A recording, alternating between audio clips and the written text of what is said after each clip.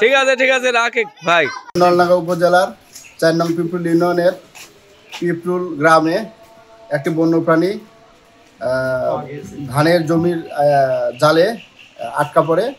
আমাদের নলডাঙ্গা স্বেচ্ছাসেবী তারা গিয়ে সেখান থেকে উদ্ধার করে এবং এই কিছুক্ষণ আগে আমাদের নলডাঙ্গার এই বিলে এটাকে অবমুক্ত করা হয়। আমরা খবর পাই নাটোরের নলডাঙ্গার পিপল সেন্টারে একটি কৃষকের জালে একটি গন্ডগোল ধরা পড়ে। তো আমরা এই খবর পেয়ে আমরা এই গন্ডগোলকে উদ্ধার করতে আসছি। আমরা সেক্ষেত্রে আমরা এলাকার জনগণকে বোঝাই যে বন্যার পানি ধরা যাবে না, এটাকে ক্রয় বিক্রয় করা যাবে না, এটা আমাদের প্রকৃতির অংশ।